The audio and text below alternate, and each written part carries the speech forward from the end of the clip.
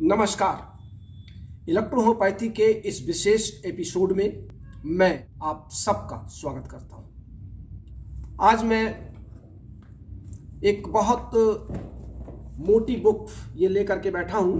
ये है the principle of physiology, David Johnson की है, फॉरेन राइटर की, और इस किताब की कुछ लाइनें पढ़ रहा हूं। कृपया आप उसको सुने और फिर मैं इस पर आगे चर्चा करूंगा। चूंकि आज का विषय हमारा होम्योस्टैटिक्स से संबंधित था, मैंने पूर्व में आपसे कहा था कि मैं होम्योस्टैटिक्स पर एक संक्षिप्त व्याख्या आज इलेक्ट्रोहोम्योपैथी के एंजाइम्स थियरी के दृष्टिकोण से करूंगा। मैं दोनों शब्दों को जोड़ रहा हूं, होम्योस्टैटिक्स और एंजाइम्स।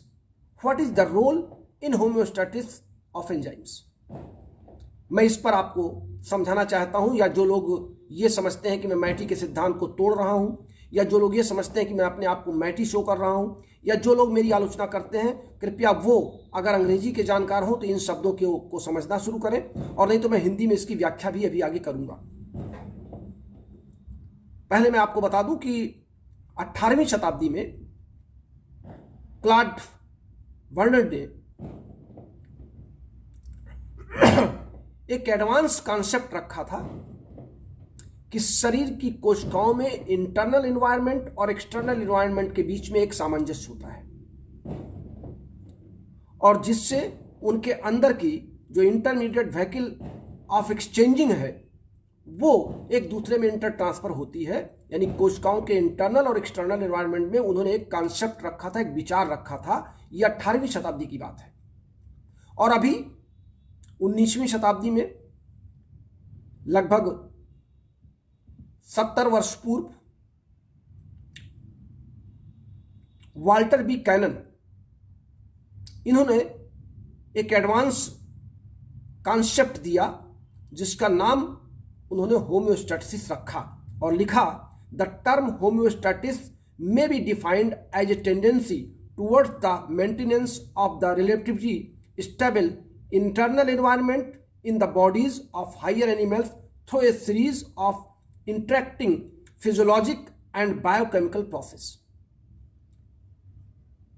वाल्टर बी कैनन ने कहा कि फिजियोलॉजिक यानी भौतिक दृष्टिकोण से, भौतिक के क्रिया दृष्टिकोण से, हमारे शरीर के क्रियात्मक जो क्रियाएं होती हैं उनके दृष्टिकोण से, और बायोकेमिकल प्रोसेस जो हमारे शरीर के जो जैव रासायनिक प्रतिक्रियाएं होती हैं, इन दोनों का आपस का जो सामंजस्य है उसे हम होम्योस्टैटिक्स कहते हैं।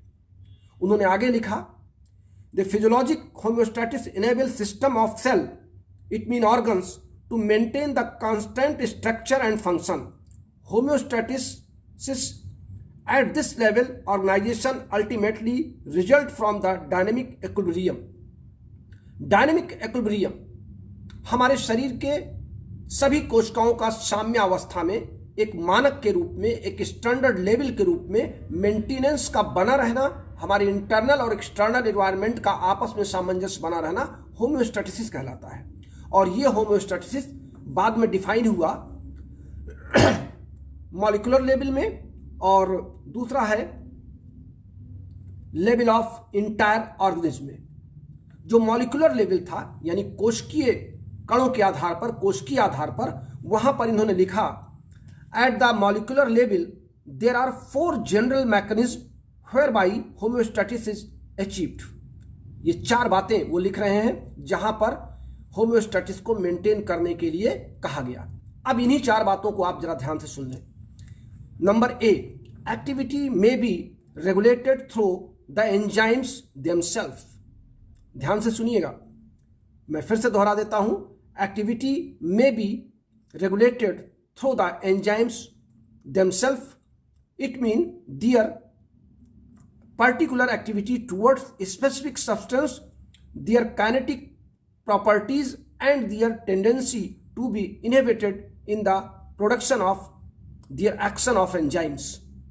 Number B, activity may be regulated as the consequence of kinetic properties system of the enzymes. Number C, activity may be regulated as the compartment of enzymes or enzyme system within the cell or certain organelles themselves. और number 4th जो इन्होंने लिखा, activity may be regulated as the controlling of the rate which the enzyme is synthesized as well as the structure of the enzymes itself. These function in the turn of controlled by the genetic machinery of the cell. आगे महत्वपूर्ण line इन्होंने लिखा कि note that the first two of these regulatory mechanisms can be related directly towards the conformation change in the protein molecular, then the situation of enzymes as dissolved and discuss the previous section. यानी इन 4 बातों से इस बात का clarification है कि enzymes ही हमारे भौतिक और रासायनिक दशाओं को मेंटेन करने के लिए बॉडी में उनको एक लेवल पर, एक स्टैंडर्ड लेवल पर बनाए रखने के लिए एंजाइम्स ही उत्तरदायी होते हैं। जब कभी हमारे शरीर के किसी कोशिकाओं के किसी फिजियोलॉजिकल या बायोकेमिकल रिएक्शन में किसी एंजाइम्स की क्रियाशीलता, उसकी एक्टिविटीज, उसके एज ए कैटालिस्ट फंक्शन करने के निर्देश या उसके प्रत्युत्तर में कोई कमी हो जाती है तो वहां पर एंजाइम्स निष्क्रिय माना जाता है और उसी एंजाइम्स की प्रतिपूर्ति करने के लिए हम इलेक्ट्रोहोम्योपैथी के एंडो एंजाइम्स का प्रयोग करते हैं। ये मेरा मानना है, ये मैंने सोचा है, जो उन्होंने लिखा है ये बात हमारे एंडो एंजाइम्स की थियरी पर बिल्कुल फिट बैठती है। अब इस बात को लोग माने या ना माने, लोग समझे या ना समझे, लेकिन डॉक्टर अनिल श्रीवास्तव इस बात को बार बार समझाना चाहते हैं कि हमारे कोशिकाओं के अंदर की ये जो बातें वाल्टर वी कैनन ने अपने 4 मेथड में लिखा है, अभी मैं आगे होम्योस्टैटिस का दूसरा पार्ट पढ़ रहा हूं। Homeostasis regulation at the level of entire organism. अब इनका सेक्शन बी मैं आपको सुना रहा हूं।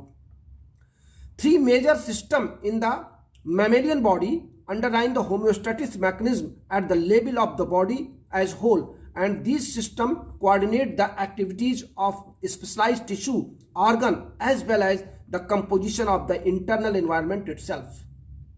इंटरनल एनवायरनमेंट स्ट्रेस का मतलब हो गया कि हमारे शरीर की आंतरिक कोशिकाओं के अंदर जो मैकेनिज्म है उस मैकेनिज्म को रेगुलेट करने के लिए हमारे पास जो मेजर कंपोनेंट बॉडी के हैं वो प्रोटीन है और प्रोटीन एज एंजाइम्स फंक्शन करता है।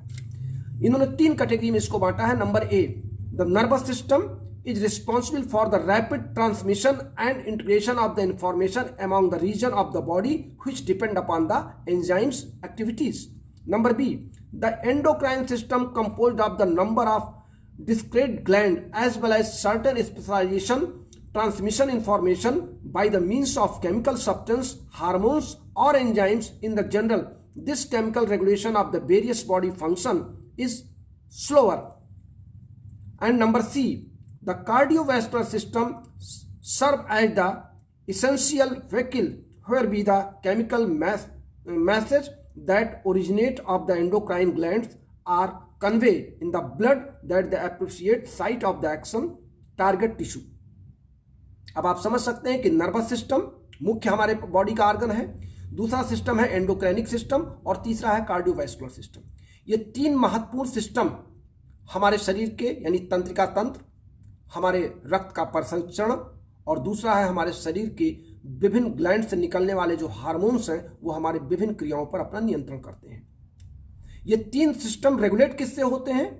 होम्योस्टैटिस से। अगर ये तीनों सिस्टम रेगुलेट किए जा रहे हैं, इनको बैलेंस में रखा जा रहा है, तो उसकी पूरी की पूरी जिम्मेदारी होम्योस्टैटिस बनाने में एंजाइम्स की होती है। और ये एंजाइम्स जब अपने कार्यों से विपरीत हो जाते हैं या अपने कार्यों के स्टैंडर्ड लेवल से अप और डाउन करने लगते हैं, तभी हमें हमारे शरीर में किसी रोग के होने की संभावनाएं बढ़ती हैं। बहुत लंबा ब्यौरा है इसमें, मैंने इसको शॉर्ट में आपको लाने के लिए आज होम्योस्टैटिस पर चर्चा करने की बात की थी।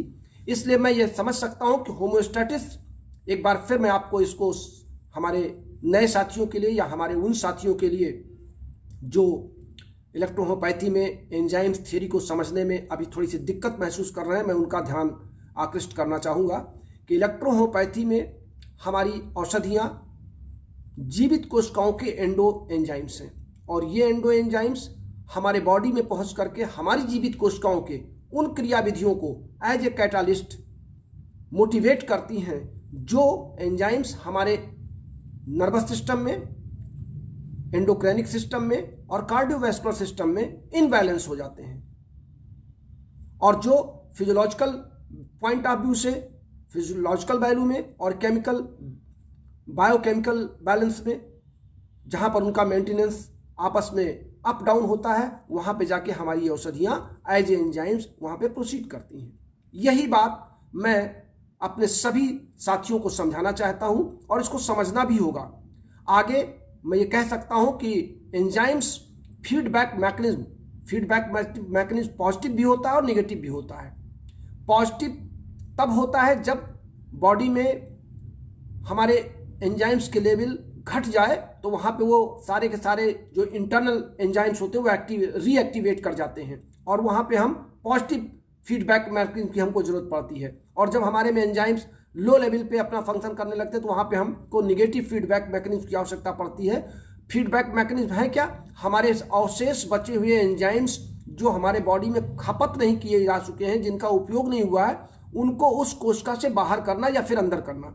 इसका मतलब पॉजिटिव और निगेटिव दवाओं का डोज नहीं, आप समझ लें, नहीं आप कंफ्यूज कर जाए कि डॉक्टर एल श्रीवास्तव ने तो पॉजिटिव निगेटिव को मान लिया। पॉजिटिव और निगेटिव फीडबैक मैकेनिज्म का अर्थ है कि निश्चित मात्रा से, निश्चित कार्यविधि से जो एंजाइम्स अप डाउन कर गए हैं या घटे बढ़े हैं या उनकी मात्रा ज़्यादा पहुंची या कम पहुंची है, उनको बैलेंस में लाना, ये फीडबैक मैकेनिज्म का काम होता है। और फीडबैक मैकेनिज्म पे हमारे जो बायोकेमिस्ट्री के जानकार हैं या जो फिजियोलॉजी के जानकार हैं वो अच्छी तरह जानते होंगे। और अगर आप फीडबैक मैकेनिज्म ही पर भी क्लास चाहते हैं तो आप लिखिएगा हमारे इसी ऑनलाइन पर, मैं आपको फीडबैक मैकेनिज्म नेक्स्ट क्लास में उस पर भी व्याख्या दे दूंगा। तो आज मैं समझता हूं कि होम्योस्टैटिस की जो डिफिनीशन है ये हमारे शरीर की कोशिकाओं की यही है।